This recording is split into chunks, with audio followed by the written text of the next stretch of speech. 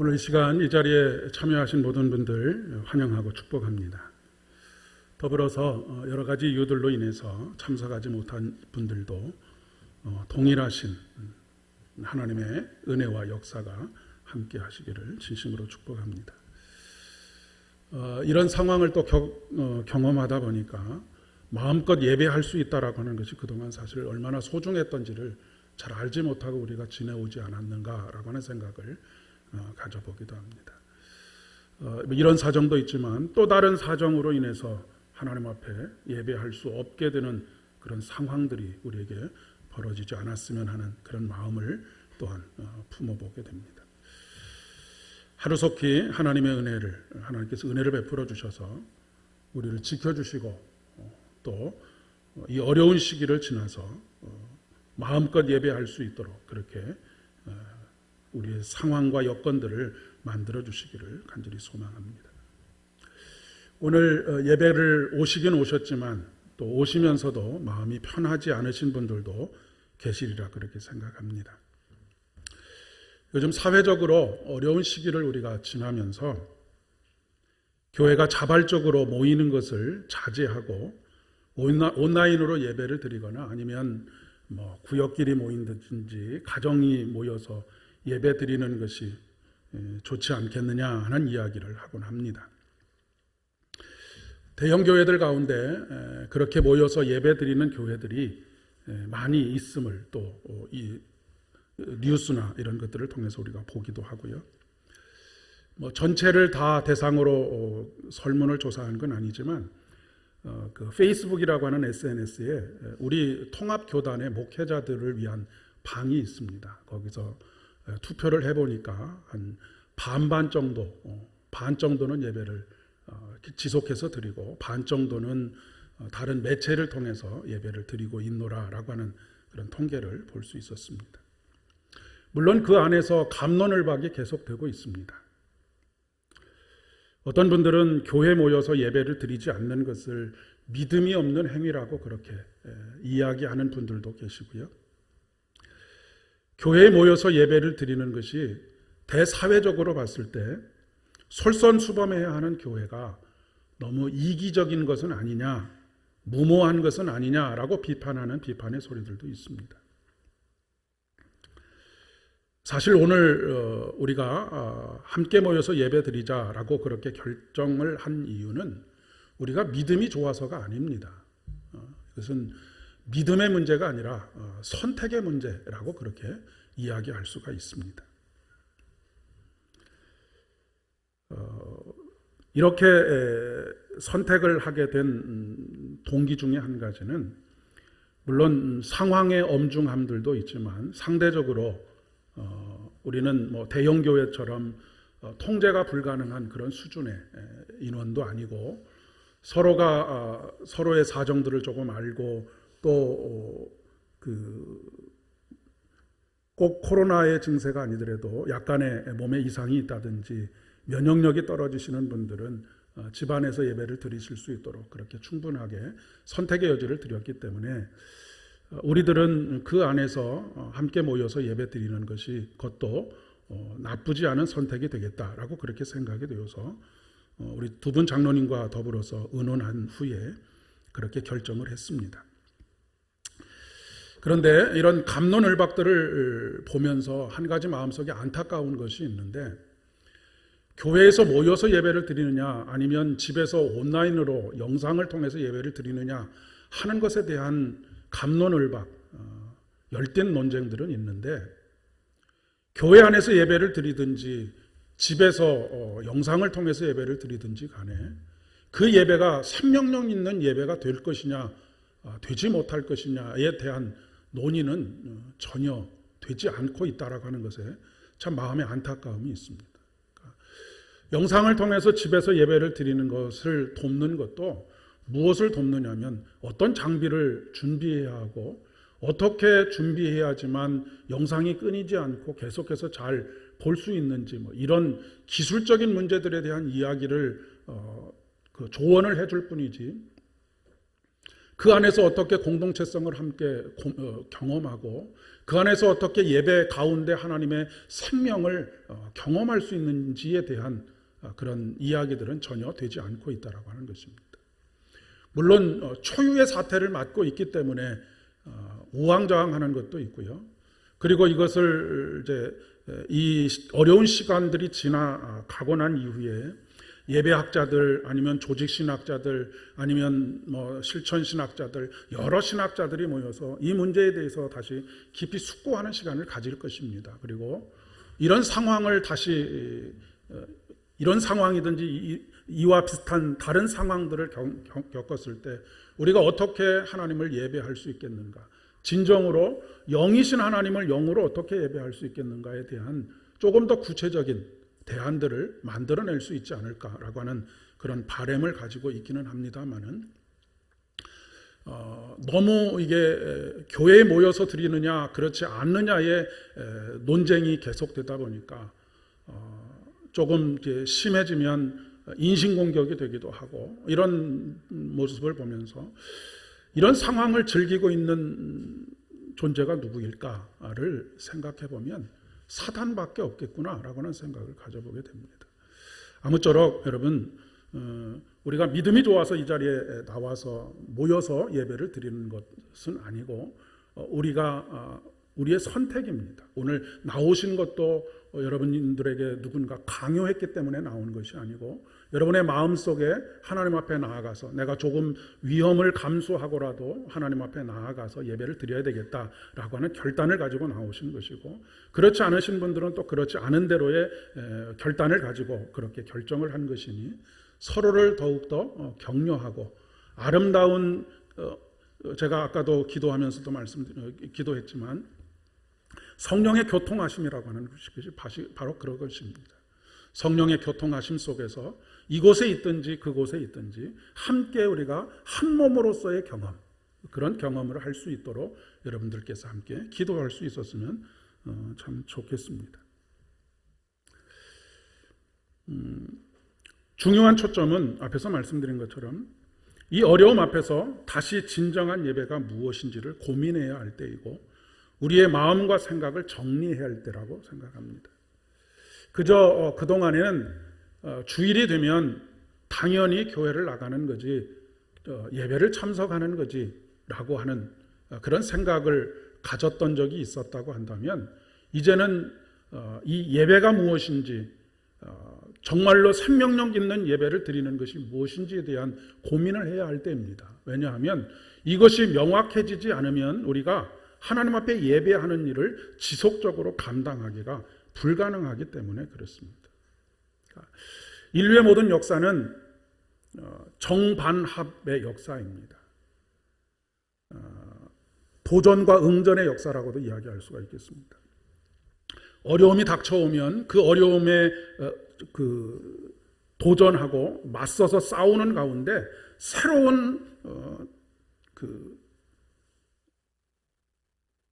미래를 만들어가는 것, 그것이 바로 인류의 역사라고 한다면 우리가 예배를 중단해야지만 되는 이런 초유의 사태 속에서 이것을 어떻게 우리가 슬기롭게 하나님의 말씀과 그분의 말씀의 정신 속에서 새롭게 이것을 정의할 수 있느냐, 그리고 우리가 그렇게 응답하면서 살 수 있느냐를 점검하고 뼈대를 세워가야 하겠다라고 하는 것입니다. 물론 예배가 뭐냐라고 하는 것을 정의하는 것은 굉장히 어렵습니다. 수많은 학자들이 자기들만의 수많은 그런 예배에 대한 정의를 하고 있고요. 그리고 좋은 표현으로 예배를 정의한다고 해서 그 예배가 좋은 예배, 생명력이 있는 예배가 되는 것은 아니기 때문에 그렇습니다. 하지만 예배학자들이 공통적으로 이야기하고 있는 예배라고 하는 것이 무엇이냐라고 하는 것에 대한 정의를 내려본다고 한다면 예배라고 하는 것은 하나님의 구속의 사건, 바로 십자가의 구속의 사건입니다. 그 십자가의 구속의 사건 안에 나타난 하나님의 은혜와 사랑에 대해서 인간이 어떻게 응답하느냐, 인간의 응답, 그것이 바로 예배이다라고 그렇게 정의를 내리고 있습니다.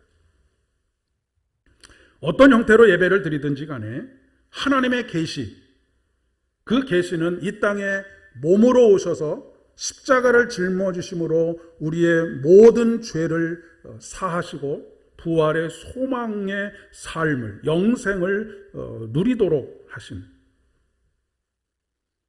그 하나님의 사랑과 은혜에 응답이 있는 예배, 이 예배가 진정한 의미에서 예배이다라고 하는 것입니다.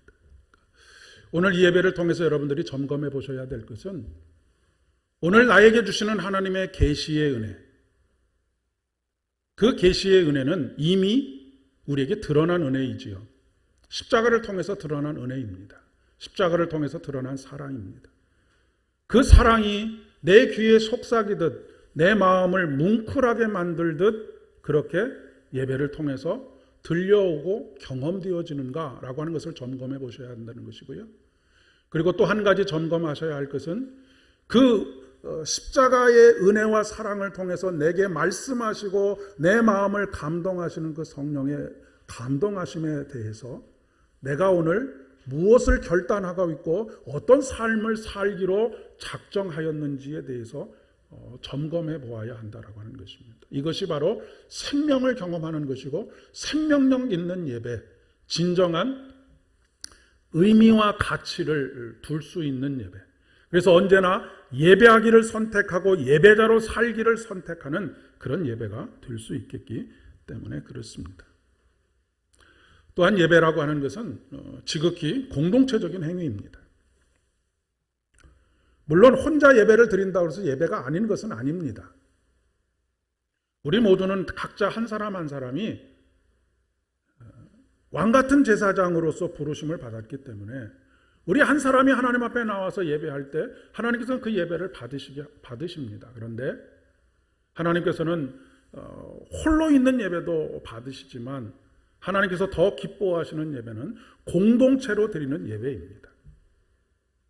우리가 한 가지 조금 구별하셔야 할 것은 우리가 모여 있는 것은 그리스도의 몸으로서의 공동체로 모여 있는 것이지 이것은 단순히 사람들이 각각의 사람들이 모여 있는 모임으로서의 그 모임이 아니라고 하는 그런 사실입니다.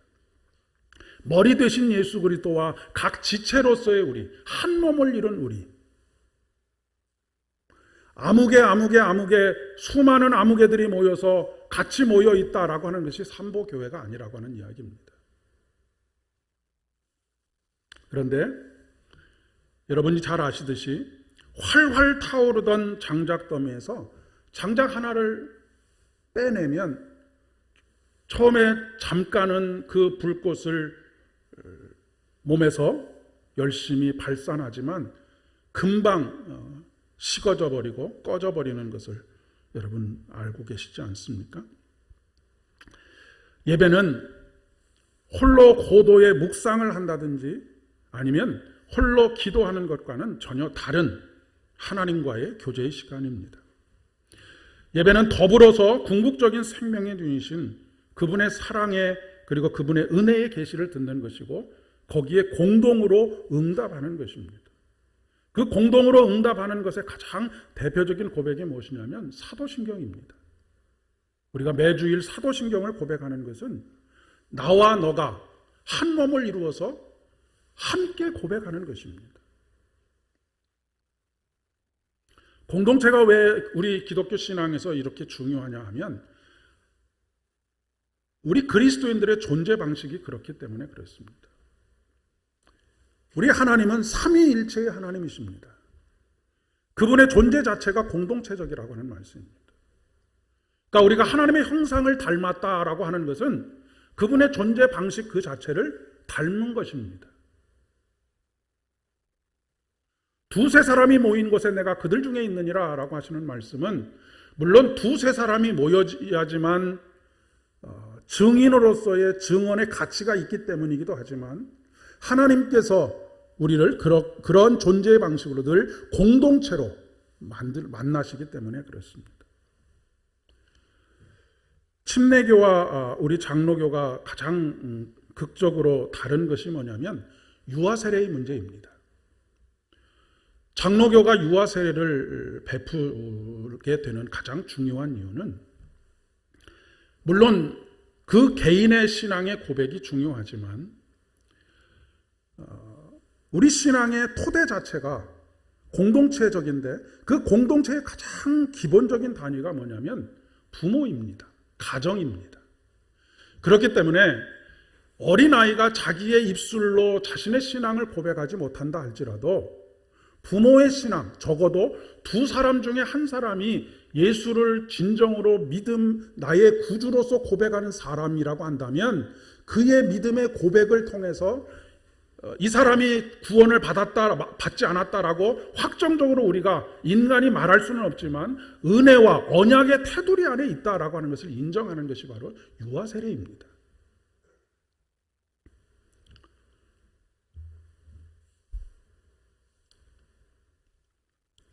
우리는 더불어서 기도하고, 우리는 더불어서 찬양하고, 우리는 더불어서 성만찬에 참여하고, 우리는 더불어서 하나님의 말씀을 읽고, 우리는 더불어서 하나님의 말씀을 듣고, 우리는 더불어서 같은 공간 안에서 같은 소리와 같은 글자와 같은 분위기와 같은 환경 속에서 그것을 공유하면서 하나님 앞에 예배를 드리는 것입니다.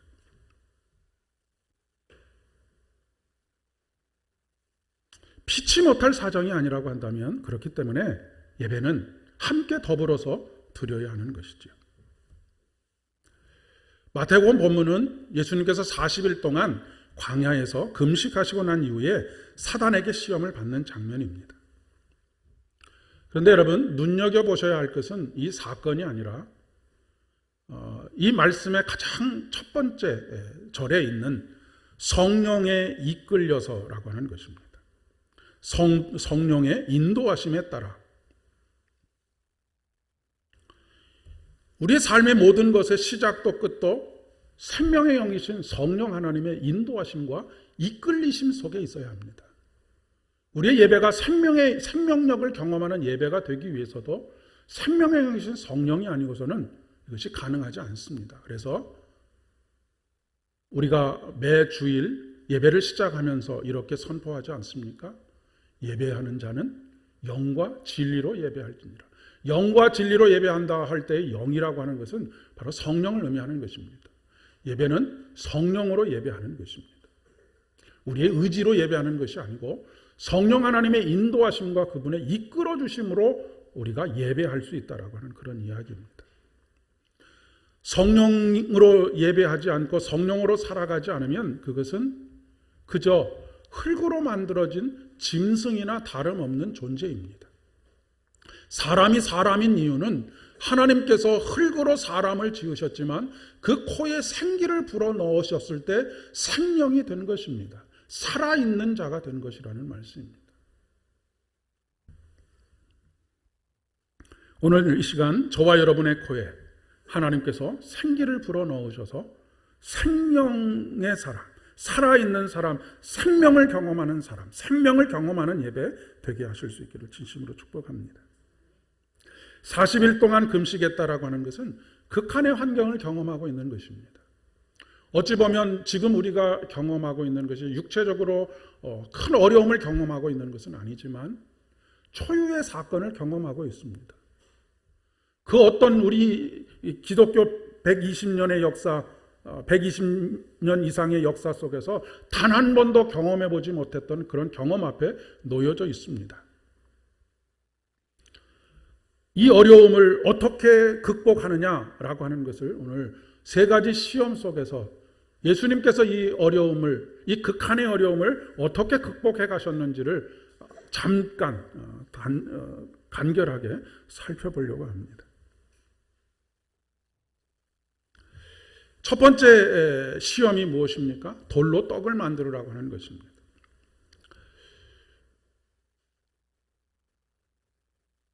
이 이야기는 굉장히 합리적인 이야기입니다. 40일 동안이나 배가 굶었으니까 지금 가장 필요한 것이 무엇입니까? 가장 합리적으로 선택할 수 있는 것이 무엇이겠습니까? 먹을 수 있는 떡입니다.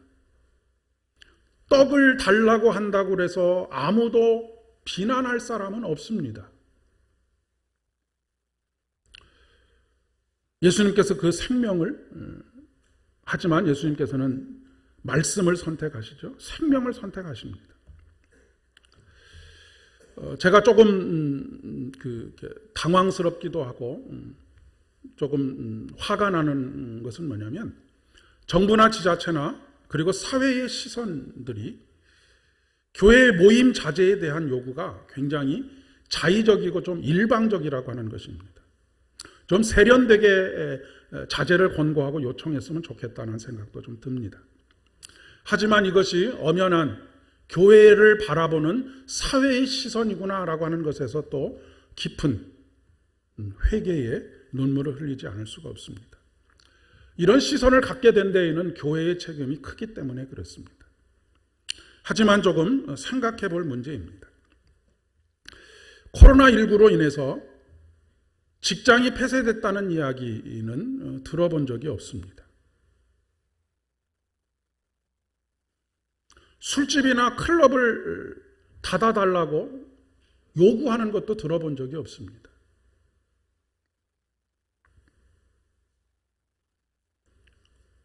그런데 일주일에 한 번 모이는 교회의 모임은 자제하지 않는 것을 무슨 철이 없는 행동처럼 그런 시선으로 바라보는 것이 참 조금 불편합니다. 물론 이렇게 폭발적으로 확진자가 늘어나게 된 데는 신천지 교회가 그 중심에 있기 때문에 사회에서 바라보는 교회는 정통교회나 신천지 교회나 똑같은 교회로 바라보기 때문에 그런 요구를 한다라고 하는 것은 납득이 됩니다.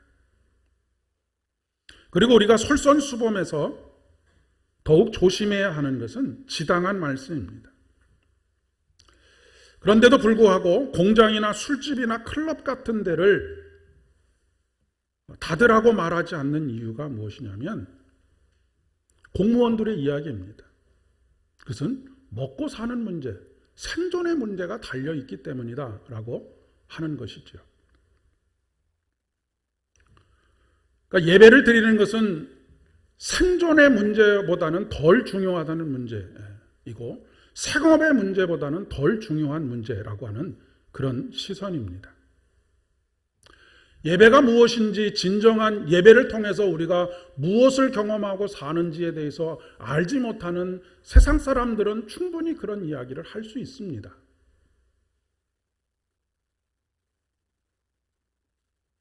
그런데 여러분이 잘 아시는 것처럼 예배는 영적인 의미에서 볼 때 영적으로 먹고 마시는 자리입니다.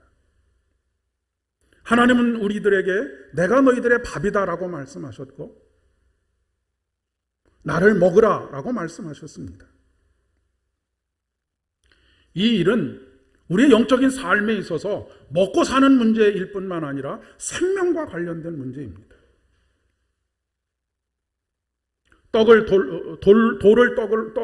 돌로 떡을 만들어 보라라고 요청하는 사단의 요청에 예수님께서 뭐라고 말씀하십니까? 사람이 떡으로만 살 것이 아니라 하나님의 말씀으로 사는 것이다 라고 그렇게 대응하십니다. 물론 그렇다고 해서 무조건 교회를 열어야 한다는 것도 아니고요. 온라인으로 예배를 드리는 것이 잘못됐다라고 하는 것을 말씀드리려고 하는 것이 아닙니다. 다시 한번 우리의 마음속에 예배가 얼마나 소중한 가치를 가지는 것인지 그것을 점검하고 다시 세우는 기회로 삼았으면 하는 마음 때문에 그렇습니다. 세상 사람들은 먹고 사는 문제가 더 중요한 문제라고 말을 하지만 우리들마저도 그렇게 하면 안 되겠다라고 하는 것입니다.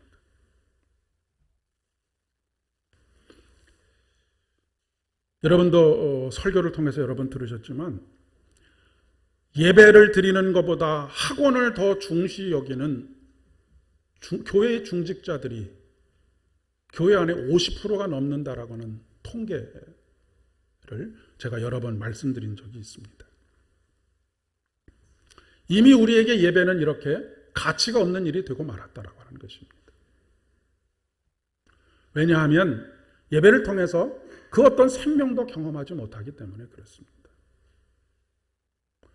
여러분, 지금 학교가 한 주 혹은 2주 방학이 더 길어지고 개학이 늦춰지는 그런 상황 속에 있습니다.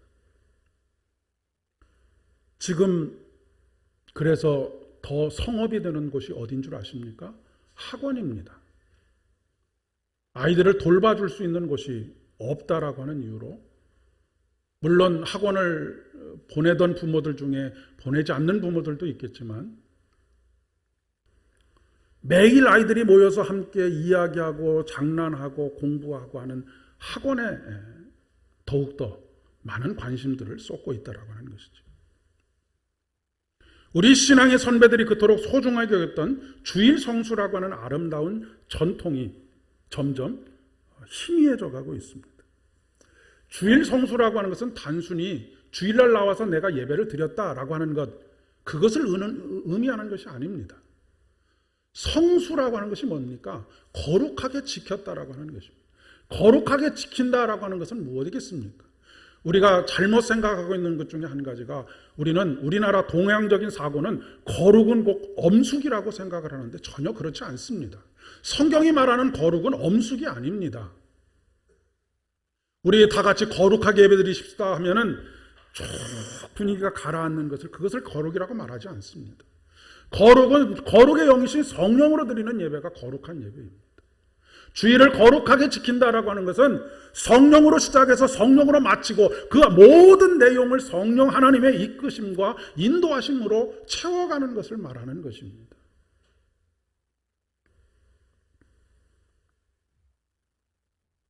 거룩을 경험하고 생명을 경험하는 것. 만약 여러분 이 안에서 생명을 경험한다고 한다면 중요하다고 생각하는 모든 일들을 내려놓고 달려오지 않겠습니까? 이보다 더 중요한 일이 어디 있겠습니까? 아무리 중요한 일도 조금 더 미루어 두고 오지 않겠습니까? 중요하다고 생각하는 그 일 조금 뒤로 미루어 놓는다고 해서 세상이 뒤집어지지 않습니다. 설령 세상이 뒤집어진다 한들 하나님께서 하나님의 사랑하는 자녀들을 그 환난 가운데 그냥 내버려만 두시겠습니까? 그 환난을 이겨내게 하시고 환난 끝에 있는 부활의 기쁨과 소망으로 우리를 이끌어가지 않으시겠는가라고 하는 말씀입니다. 사실 저의 고민의 지점은 여기에 있습니다.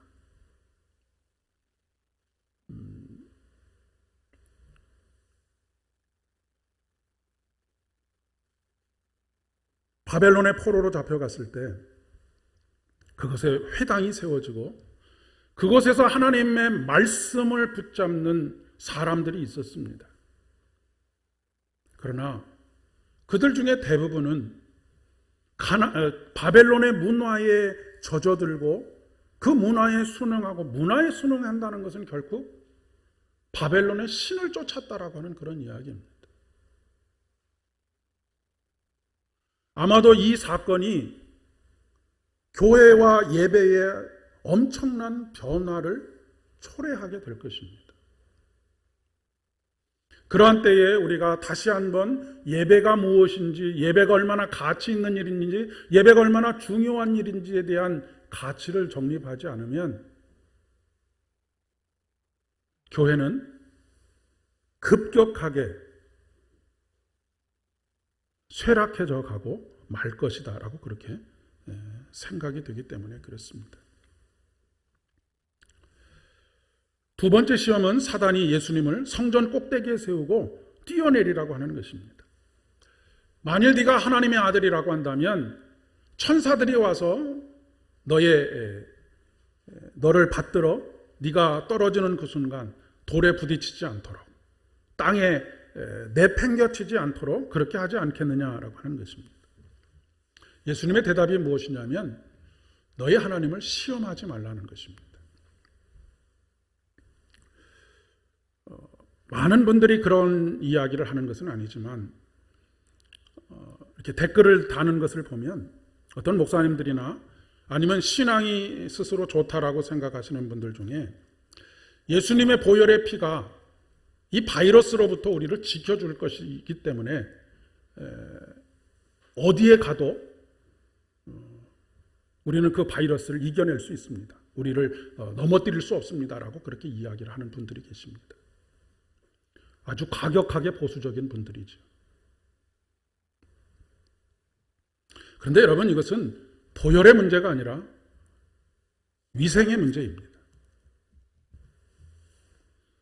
인류는 고대로부터 이 전염병과 아주 깊은 연관을 가지고 있습니다. 인도에 조로아스터 교가 있고 조로아스터 문명이 있었는데 이 문명이 하루아침에 무너지게 된 것이 전염병 때문입니다. 그 당시에는 어느 한 도시가 그렇게 전염병이 창궐하게 되면 사람들이 그 도시를 떠나서 다른 곳으로 가게 됩니다. 그래서 이것이 역사 속에서 문명의 이동이 생기게 되는 그런 또 기회가 되기도 하는 것이죠. 중세 봉건 사회를 몰락시킨, 무너뜨린 일 또한 전염병 때문입니다. 흑사병 때문입니다. 이때 유럽 인구의 3분의 1이 죽었습니다. 천연두 때문에 일어났던 인류의 사건들도 있고요. 여러분, 구약의 율법의 많은 부분을 차지하는 것이 금하고 있는 것, 이거 하지 말아라, 이거 하지 말아라, 이것은 부정한 것이니 하지 말아라 말씀하시는 많은 그런 하나님의 명령들이 무엇 때문이냐면 위생의 문제 때문입니다. 전염병의 문제 때문이라고 하는 것입니다. 한센병을 알고 있는, 우리가 보통 이야기하는 문둥병을 알고 있는 이들을 공동체로부터 격리시키는 이유는 무엇이냐면 공동체를 안전하게 보호하기 위함입니다. 그들이 하나님께 죄 때문에 하나님께 심판을 받았다라고 그렇게 판단할 것이 아니라고 하는 것입니다. 하나님께서 공동체를 보호하시고 한 개인을 보호하시기 위해서 그렇게 우리에게 명령하고 계시는 것입니다.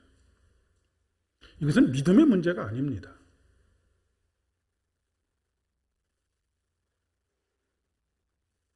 그런데 지금 당장에 대구가 그렇게 많은 확진자들이 나오게 되니까 그것에 대한 혐오의 이야기들,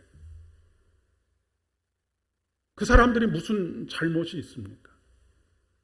병이 걸리고 싶어서 걸리는 사람이 어디 있겠습니까? 그렇기 때문에 우리가 그분들을 격리하는 것은 격리하더라도 그분들을 혐오하거나 폄하하거나 하는 이런 마음들을 가지는 것은 극히 잘못된 것이라고 하는 것을 생각해야 합니다. 외국에 대해서도 마찬가지고요. 그런데 이스라엘 사람들은 어떻게 했나요?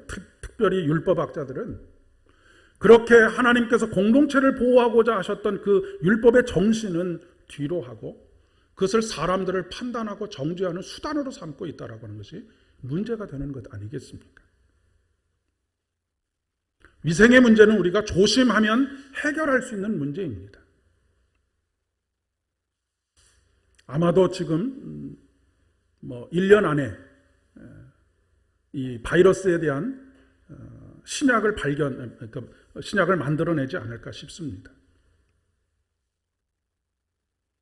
그런데 이것을 보혈의 문제로, 믿음의 문제로 이야기하고 그것을 자기 자신을 노출하는 것, 이것은 어떤 의미에서 보면 하나님을 시험하는 것입니다.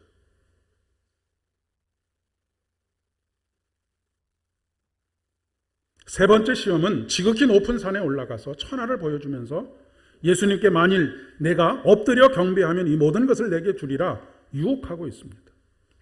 여기서 예수님의 대답이 무엇입니까? 주 너의 하나님께 경배하고 다만 그를 섬기라고 하는 것입니다.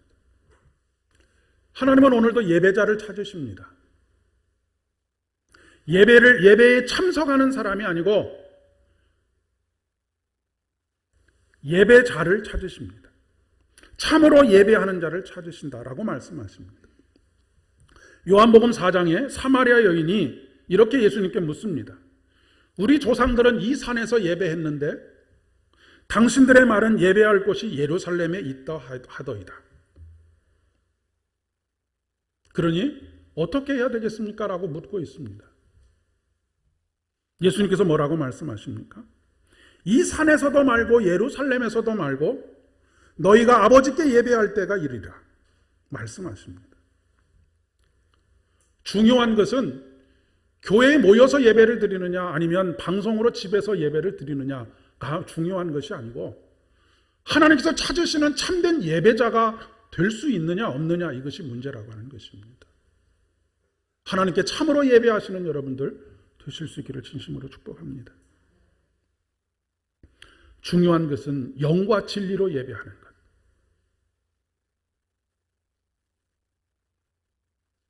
예수님께서 성령으로 시작하셔서 이 시험을 시작하시고 성령께서 그 시험 가운데 생명으로 역사하셔서 말씀, 곧 생명의 말씀을 경험하게 하시고 그리고 맨 마지막에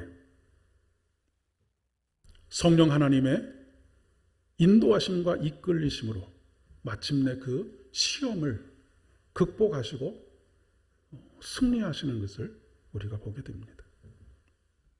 마귀는 예수를 떠나고 천사들이 찾아와서 수종드니라. 사랑하는 여러분, 이 모든 사건이 생명의 영이신 성령의 사건입니다.